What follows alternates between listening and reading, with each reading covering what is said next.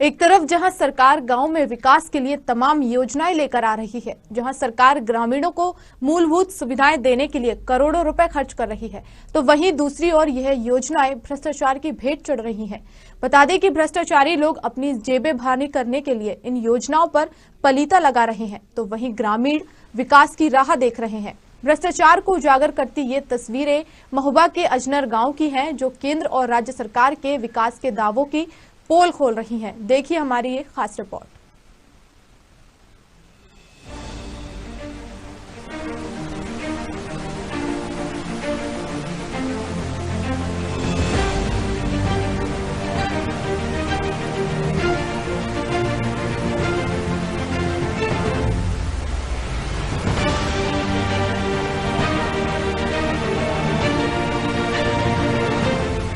विकास कार्यों का ढिंडोरा पीटती सरकार, कुछ और ही बयां कर रही जमीनी हकीकत।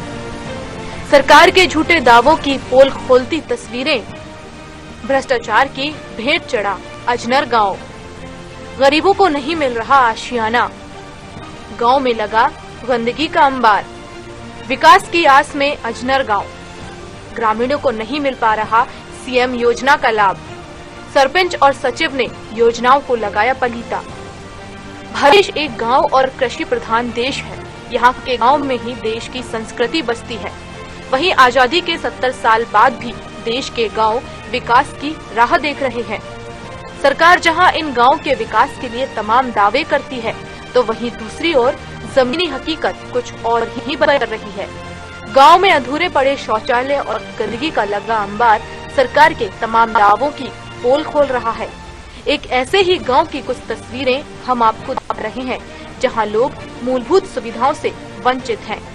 जी हां, हम बात कर रहे हैं उत्तर प्रदेश के महोबा जनपद के अजनार गांव की, जहां भ्रष्टाचार के चलते सरकार की तमाम योजनाएं ग्रामीणों तक पहुंच ही नहीं रही हैं।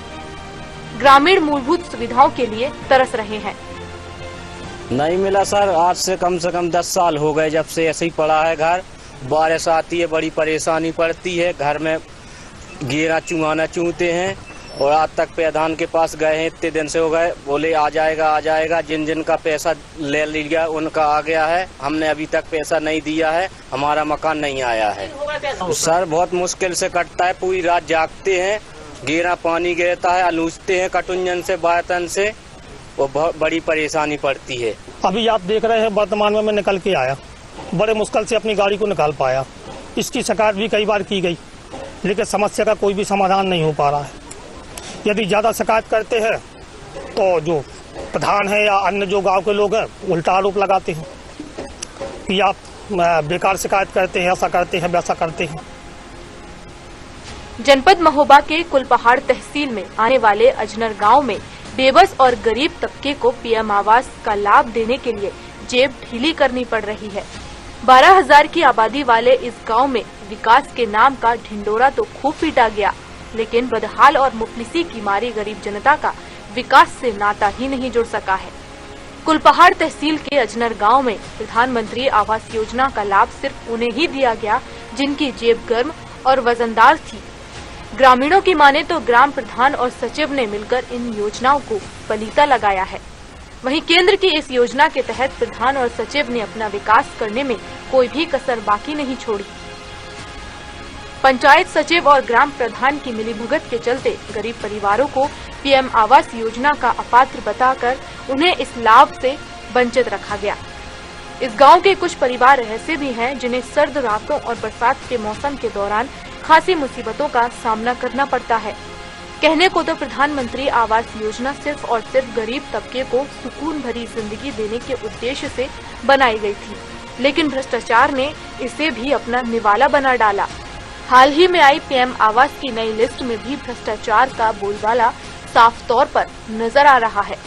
यहाँ पे समस्या सबसे बड़ी मतलब आवासों की चल रही है अभी, जिसमें मतलब कि 256 आवास हुए थे, जिसमें से 24 आवास अभी आए हैं, जिसमें से मतलब कि उनके 2-3 बार आवास आ चुके हैं और मतलब कि जिनके आवास आए उनके 2-3 बार आ चुके हैं मतलब कि, और उन्हीं के बाद सचिव साहब कल देखने आए थे और अभी तक मतलब मैंने 2-3 बार उनको शिकायत भी की थी जब आए थे मौके पर।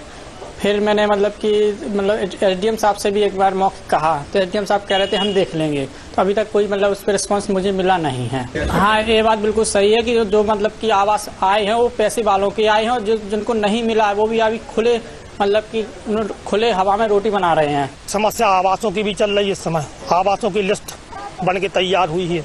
कुछ नाम उसमें ऐसे है कि जिनको 2-2, 3-3 आवास मिल चुके हैं, फिर भी उनका नाम अभी भी सम्मिलित है।